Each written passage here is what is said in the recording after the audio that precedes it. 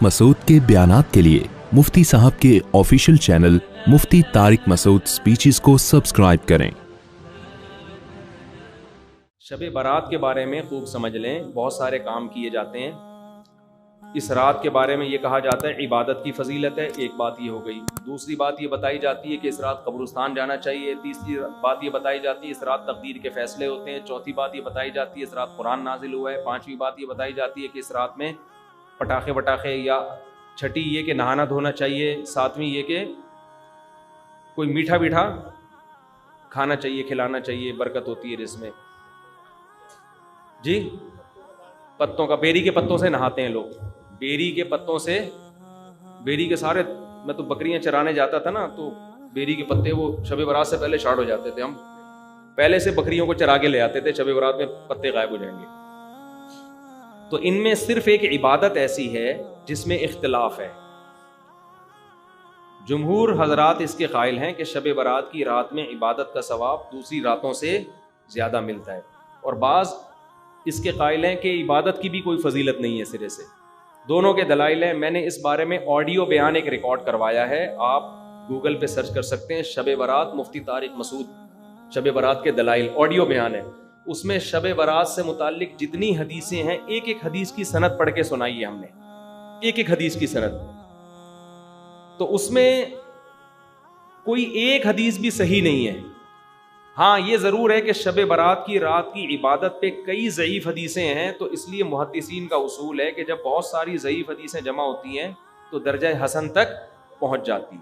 इसलिए जुमहूर इसके कायल हैं कि इस रात इबादत करनी चाहिए, दूसरी रातों से इस रात इबादत का सवाब ज़्यादा है। तो करने का काम सिर्फ और सिर्फ और सिर्फ इबादत है, बस। कब्रिस्तान के बारे में हदीस सही नहीं है। अगर फ़र्ज़ कर लो है सही, तो पूरी जिंदगी नबी एक बार कब्रिस्तान गए हैं और आप हर साल जाते हो। फिर नबी अकेले गए हैं चुपके से रात के अंधेरे में, आप जत्थे बना के जाते हो, और अंधेरे नहीं, वहां लाइटिंग होती है। तो ये सुन्नत थोड़ी है, तो खिलाफ सुन्नत हो गया ना। फिर सहाबा में से किसी से भी साबित नहीं है कि जिंदगी में इस रात में एक बार भी कब्रिस्तान गए हो, एक बार भी कब्रिस्तान गए हो। तो ये कैसी सुन्नत है जिस पर सहाबा ने अमल नहीं किया। नहाना धोना किसी हदीस से साबित नहीं है। हलवे मांडे, पटाखे किसी हदीस से साबित नहीं है। कुरान में साफ तौर पर है इन्ना अंज़लनाहु फी लैलतिल क़द्र, हमने कुरान नाजिल किया है किसमें? लैलतुल क़द्र में, रमजान की आखिरी अशरे में। फीहा युफ़रक़ु कुल्लु अमरिन हकीम, सारे तकदीर के साल भर के फैसले उस शब क़द्र में होते हैं। तो इतनी वाज़ेह कुरान की आयतें मौजूद हैं, तो शब बारात के बारे में ऐसी रिवायतें मौजूद नहीं है, समझते हो? इसलिए बाज़ अइम्मा इसके कायल है कि बाज़ राफिज़ियों ने, बाज़ लोगों ने लैलतुल क़द्र जो है ना, रमजान के आखिरी अशरे में होती है, उस रात की वैल्यू को घटाने के लिए इसकी अहमियत बढ़ाई है, ताकि उस रात की वैल्यू क्या हो जाए? कम हो जाए। तो उसके मुकाबले में इस रात को लाके खड़ा कर दिया। जो सारे फजाइल लैलतुल क़द्र के थे वो कहां चस्पा कर दिए? 15 शाबान। कुरान कह रहा है वाज़े तौर पे हमने लैलतुल क़द्र में कुरान नाजिल किया। शब बारात वाले क्या कहते हैं? 15 शाबान को नाजिल किया। वो कहते हैं उसमें भी किया, उसमें भी किया। फिर तावीलात की जाती हैं। लेकिन एक बात कुरान इतने वाज़े अंदाज में बयान कर रहे हैं, तो जो फजीलत जिस रात को हासिल है वो उसी रात को देनी चाहिए। तो 15 शाबान को सिर्फ इतना अगर करना है तो सिर्फ इनफरादी तौर पर इबादत की जाए, उसका भी कोई मखसूस तरीका नहीं है। तो बाकी ये कब्रिस्तान वाली जाने वाली बात भी कमज़ोर है, और इस रात में फैसलों वाली और हलवे मांडे और त्यौहार तो रात को इस्लाम में होते ही नहीं है। इस्लामी त्यौहार तो दिन में होते हैं, खुशी दिन में मनाई जाती है। इस्लाम में रातें इबादत या नींद की हैं, खुशियों की रातें नहीं होती, चिरागा नहीं होता। ईद उल फितर दिन में है ना, ईद उल अजहा भी कब है? दिन में है। जुम्मे की नमाज भी कब है? दिन में है, जिसमें क्राउड होता है, जिसमें नहा धो के हम आते हैं। सारी दिन की आमाल हैं ये, रात के नहीं है। रात सोने के लिए है, आराम करने के लिए या इबादत करने के लिए। समझते हो कि नहीं समझते? सलात व तस्बीह की जमात भी बिदअत है, पढ़नी है इनफरादी तौर पे पढ़ें, ठीक है? जमात सलात व तस्बीह की जायज़ नहीं है। तो ये और पता नहीं क्या क्या लोग कर रहे हैं शब बारात में, इंटरटेनमेंट का ज़रिया बनाया हुआ, एक तफरीह का। 15 शाबान की जो रात है और 15 शाबान का रोज़ा, इसके हवाले से बहुत ज़्यादा लोग सवाल पूछ रहे हैं। तो मैंने इरादा किया मैं एक पूरा क्लिप रिकॉर्ड करवा दूं। इसमें जो भी मेरी टूटी फूटी तहकीक है جو میں نے احادیث دیکھی اس بارے میں اور جو علماء کے اقوال دیکھے اور جتنا میں اس کی ریسرچ کر سکا ہوں اس کا ایک خلاصہ آپ کے سامنے رکھ دوں. اگر میں وہ تمام احادیث آپ کو پڑھ کے سناؤں، پھر ایک ایک کی سند پڑھوں، پھر ایک ایک کی سند پہ بحث کروں، تو وہ بات بہت ہو جائے گی لمبی اور کلپ بہت طویل ہو جائے گا. تو ایک خلاصے کے طور پر پوری جو ایک تحقیق ہے وہ میں آپ کے سامنے رکھنا چاہتا ہوں. تو 15 شعبان کی جو رات ہے جس کو شب برات کہا جاتا ہے، اس کا نام شب برات کسی بھی حدیث سے ثابت نہیں ہے، اس لیے عرب اس کو اکثر لیلۃ النصف من شعبان کہتے ہیں کہ شعبان کے جو نصف ہے اس کی رات. خیر، اس کا نام شب برات ہو اگر اس وجہ سے برات کے اس میں اللہ تعالیٰ کہا جاتا ہے کہ جہنم سے بری کر دیتے ہیں، تو اس وجہ سے کسی نے نام دے دیا ہو تو ایک الگ بات ہے. لیکن اس رات میں ہوتا کیا کیا ہے، لوگ کیا کیا کر رہے ہیں، اس کی کیا شرعی حیثیت ہے، تو میں نمبر وار انشاءاللہ اس کو تفصیل سے بیان کروں گا. کچھ چیزیں تو ایسی ہیں جو بالکل ہی غیر ثابت ہیں. ان میں اس رات میں مٹھائی، حلوہ یا مختلف قسم کے حلوے پکا کے لوگوں میں بانٹنا، اور اس رات میں نہا دھو کے تیار ہونا، یہ اچھے کپڑے پہننا، ان دو چیزوں کو پہلے میں انشاءاللہ بیان کروں گا. دیکھیے، اسلام میں راتوں کے تہوار کا کوئی تصور نہیں ہے. اسلام میں جتنے بھی تہوار ہیں وہ دن کی روشنی میں ہیں. عید الفطر، عید الاضحیٰ، یہ ہمارے دو تہوار ہیں جس میں ہم سیلیبریٹ کرتے ہیں ایک دوسرے کو. یہ دن کی روشنی میں ہمیں بتائے گئے ہیں. غیر مسلموں کے تہوار رات کو ہوتے ہیں، جیسے عیسائیوں کے تہوار کرسمس آپ دیکھیں رات کو ہوتا ہے. تو اس کی وجہ یہ ہے کہ اسلام نے دن کی روشنی میں تہوار رکھے ہیں. بہت ساری حکمتیں اس میں ہو سکتی ہیں، پوری حکمتیں تو ہم نہیں جانتے، لیکن کچھ سرسری غور سے کچھ حکمتیں ہمارے سامنے آتی ہیں کہ رات کا وقت ایسی چیز ہے جو اللہ نے عبادت کے لیے بنایا یا آرام کرنے کے لیے، سونے کے لیے بنایا. رات میں اگر آپ سیلیبریٹ کریں گے کسی بھی عمل، یعنی کوئی خوشی منائیں گے، تو اس میں انسان کی گناہوں کی طرف توجہ زیادہ جاتی ہے. جیسے آپ دیکھیں کرسمس میں شرابیں پی جاتی ہیں، اور جو بھی غیر مسلموں کے تہوار ہیں اس میں بھی چراغاں ہوتا ہے رات کے وقت. تو جبکہ ہمارے ہاں جو عید الفطر ہے وہ دن کی روشنی میں ہم نماز پڑھ کے اس کی ابتدا کرتے ہیں. تو آپ کہہ سکتے ہیں کہ شب برات کو کوئی تہوار تو نہیں مانتا. تو دیکھیں، تہوار زبان سے ماننا ضروری نہیں ہے. آپ اپنے عمل سے جب کوئی ایسا کام کرتے ہیں جو تہواروں میں کیا جاتا ہے، تو اس کا مطلب یہ ہوا کہ آپ اس کو تہوار مان رہے ہیں، یعنی آپ اس کو ایک خوشی کا دن مان رہے ہیں. تو نہانا دھونا یا کھانے پکا کے لوگوں میں تقسیم کرنا یا خود کھانا، اور خاص طور پہ حلوہ یعنی میٹھا، یہ چیزیں تہواروں کے موقع پر ہوتی ہیں. جیسے ہم عید الفطر والے دن صبح سوئیاں بناتے ہیں، میٹھا بناتے ہیں، کھاتے ہیں، لوگوں کو کھلاتے ہیں، نہاتے ہیں، اچھے کپڑے پہنتے ہیں. جمعے والے دن بھی، جمعے میں بھی عید کا عنصر ہے حدیث میں، اس کو بھی عید قرار دیا، اس دن بھی ہم نہا دھو کے کپڑے پہنتے ہیں.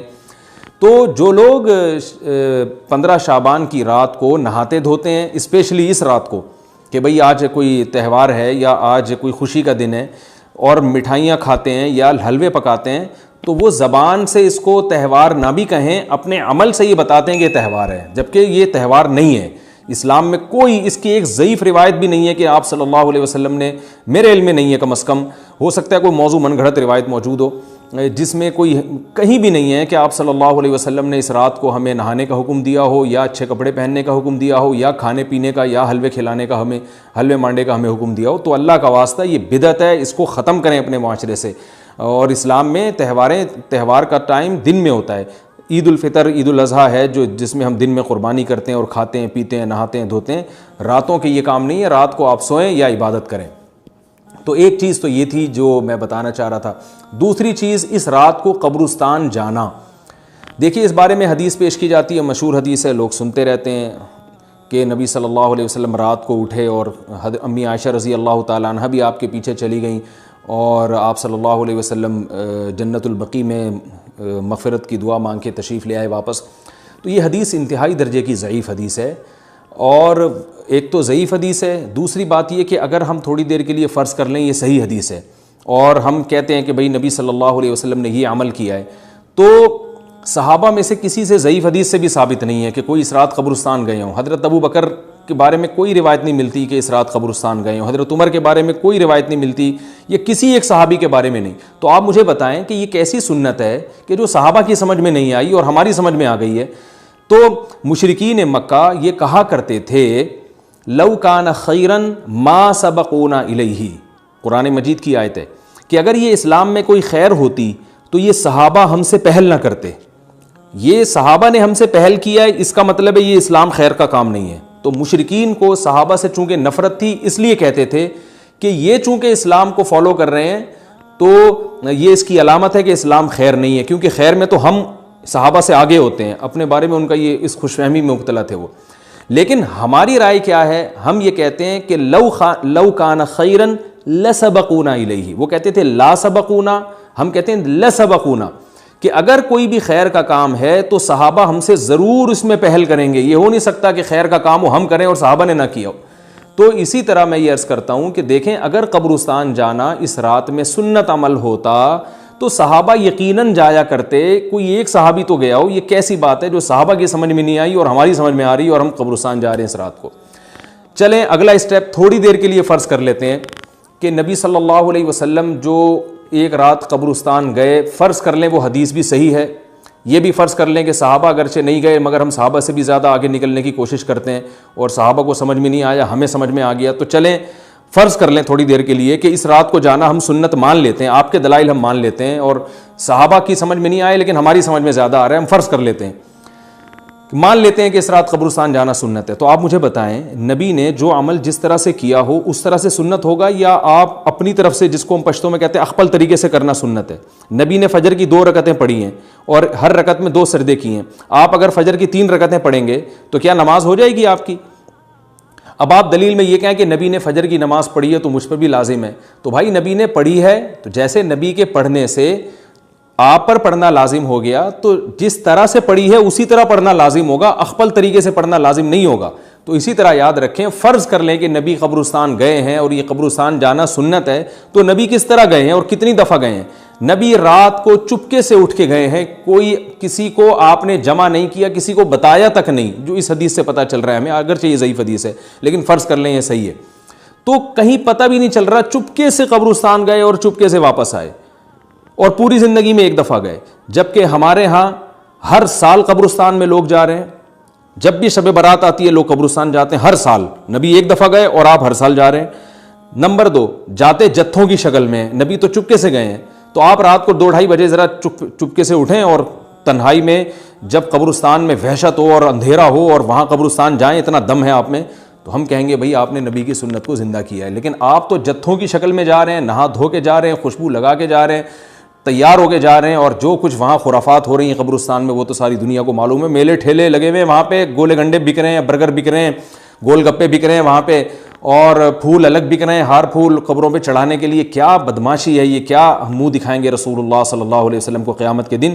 آپ کے سامنے کیا وہ حدیث نہیں ہے کہ نبی صلی اللہ علیہ وسلم نے فرمایا کہ روایت میں آتا ہے کہ کچھ لوگ قرب میدان حشر میں آئیں گے تو ان کے چہرے ایسے ہوں گے جیسے میری امت کے چہرے ہوتے ہیں، میری امت کی شکل ہوتی ہے. حدیث کا مفہوم میں بیان کر رہا ہوں. تو جب وہ حوض کوثر کا پانی پینے کے لیے میرے پاس آئیں گے تو فرشتے ان کو بھگائیں گے، سحقن سحقن. تو آپ صلی اللہ علیہ وسلم پوچھیں گے یہ تو میری امت ہے، آپ تو فرشتے کیا کہیں گے کہ یہ آپ کی وہ امت ہے جنہوں نے آپ کے دنیا سے جانے کے بعد دین میں ایسی چیزیں ایجاد کر لی تھیں جن کا آپ نے حکم نہیں دیا. تو آپ کیا فرمائیں گے؟ سحقن سحقن، دور کرو ان سے.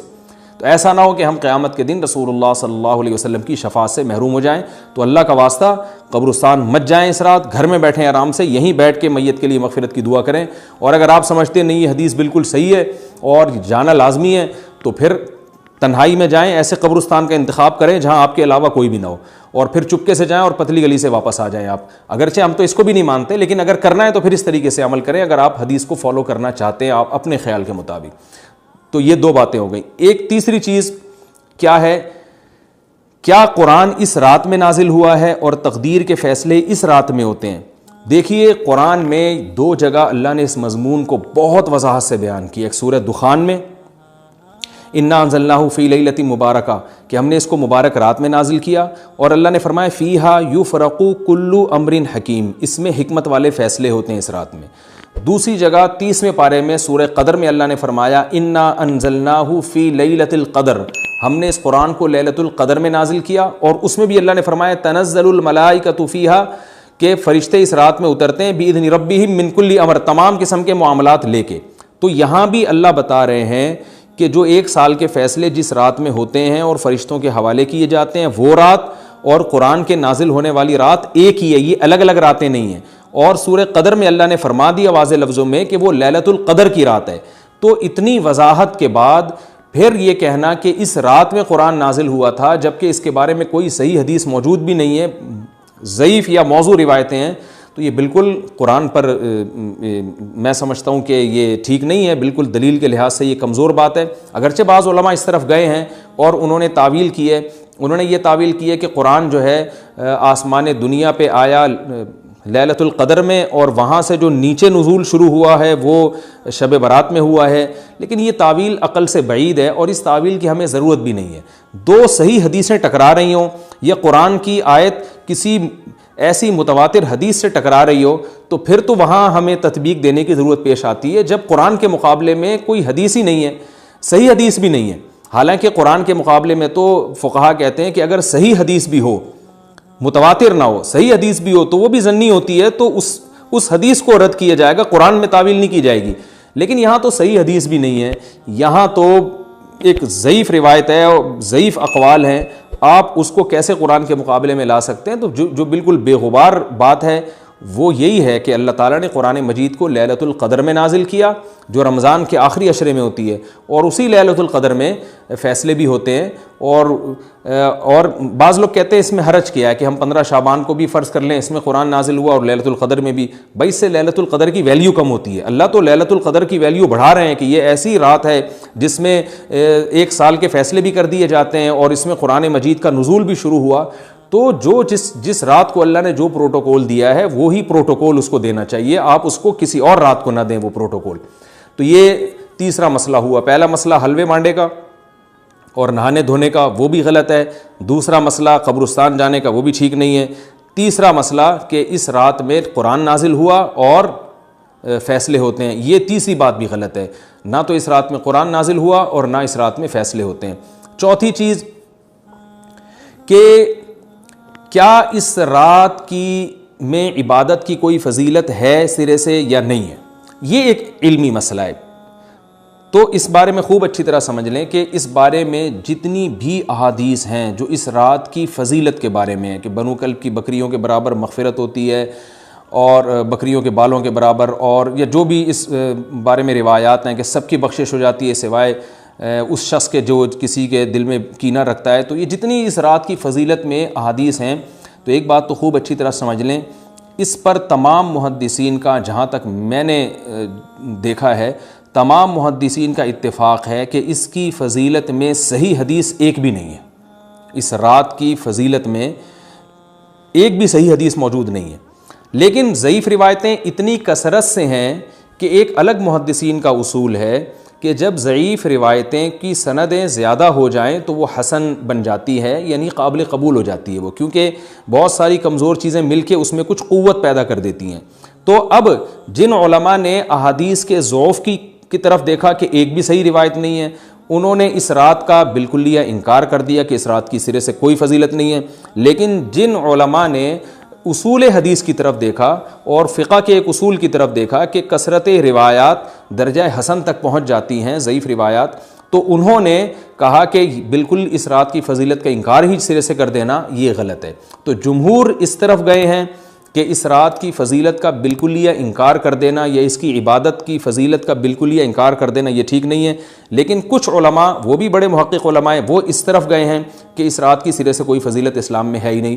اب میں دونوں طرف کے علماء کا کچھ تھوڑا سا تجزیہ پیش کرتا ہوں. تو جو علماء یہ کہتے ہیں کہ اس رات کی فضیلت ہے اور فضیلت میں کثرت سے روایات ہیں اور اس میں بڑے بڑے علماء داخل ہیں، امام شافعی رحمہ اللہ تعالیٰ جیسے مجتہد بھی ہیں جو اس رات کی فضیلت کے قائل ہیں.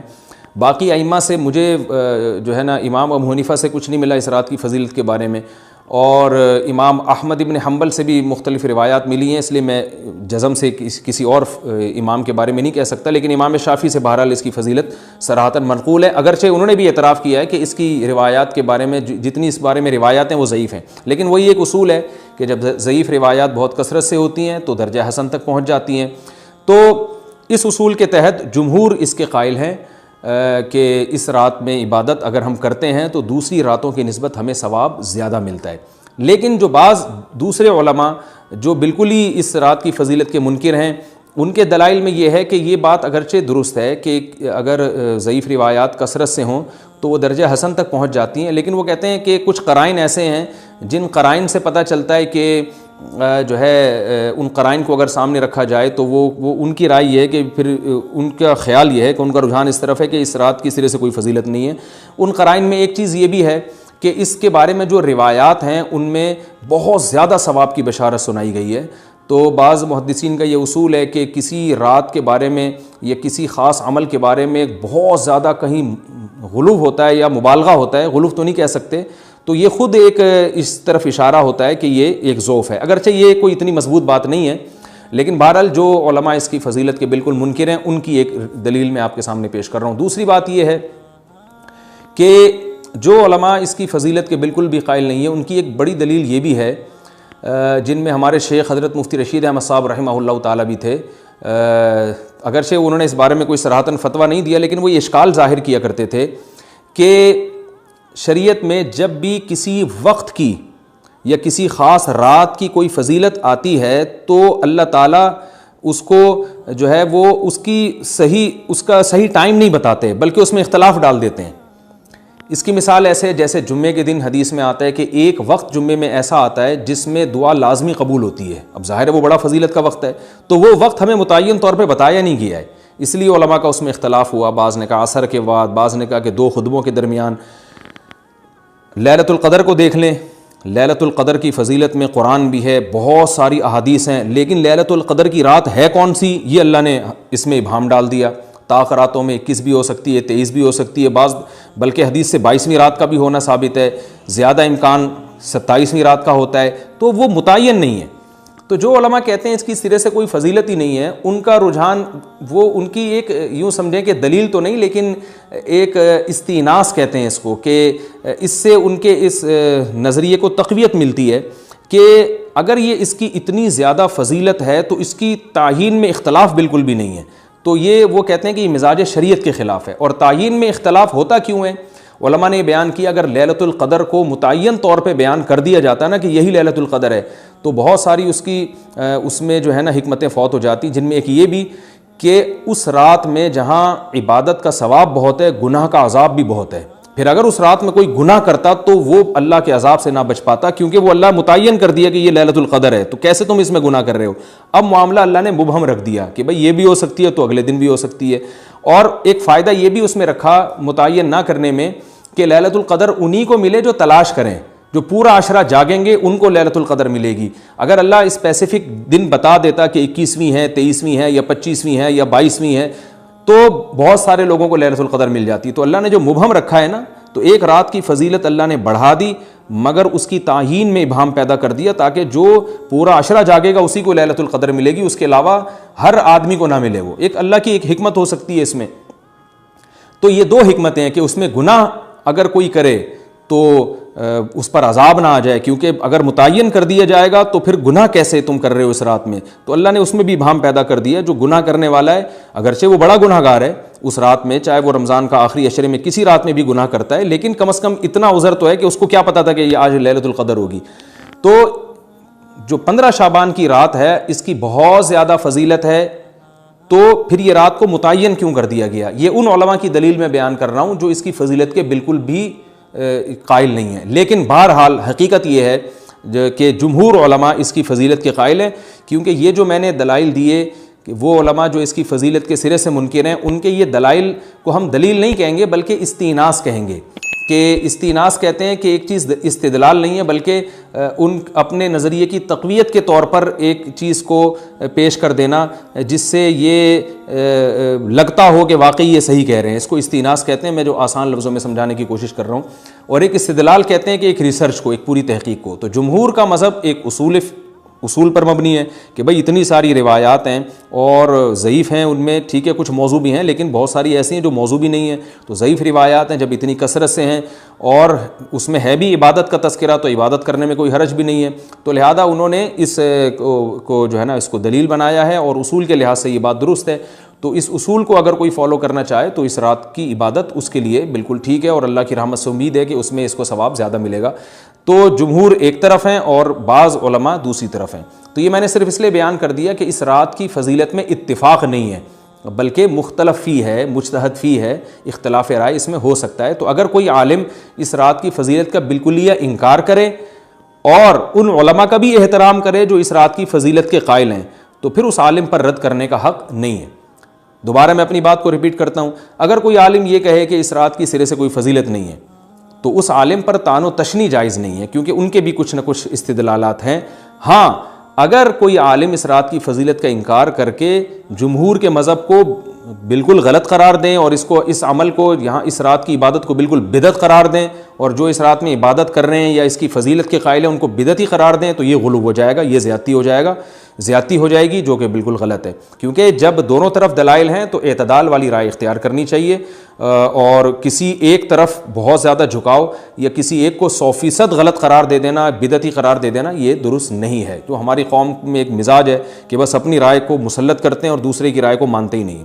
تو عوام کے لیے کیا ہے؟ لوگ کہتے ہیں مفتی صاحب کنفیوز کر دیا آپ نے، تو لٹکا کے چھوڑ دیا ہمیں۔ وہی میں کنفیوز نہیں کر رہا، عوام جمہور کے مذہب کو فالو کرے گی، جمہور میں بڑے بڑے علماء ہیں، وہ اس کی فضیلت کے قائل ہیں اور وہ اس کے قائل ہیں کہ اس رات میں عبادت کرنی چاہیے، تو آپ جمہور کے مذہب کو فالو کر سکتے ہیں۔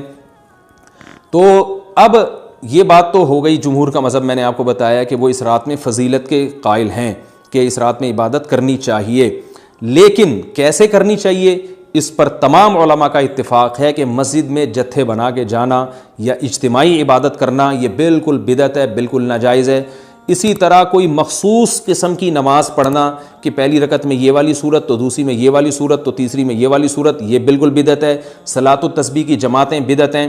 تو ایک ہی راستہ ہے آپ کے پاس، آپ عبادت کرنا چاہتے ہیں تو انفرادی طور پر ایسے عبادت کریں جیسے عام دنوں میں آپ عبادت کرتے ہیں، ویسے ہی نماز پڑھیں جیسے عام دنوں میں نماز پڑھتے ہیں۔ کوئی مخصوص صورتیں، مخصوص رکعتیں نہیں ہیں، جتنی اللہ توفیق دے۔ تنہائی میں آپ 2 رکعتیں، تہجد کی 4 رکعتیں، 6 رکعتیں، 8 رکعتیں، 16 رکعتیں، جتنی اللہ توفیق دے آپ رات کو کھڑے ہو کر انفرادی نماز پڑھیں، دعائیں مانگیں اللہ تعالیٰ سے، قرآن کی تلاوت کریں، تسبیحات کریں، جتھے نہ بنائیں مسجد میں، چراغاں نہ کریں، بتیاں نہ لگائیں، قبرستانوں پہ رش نہ کریں۔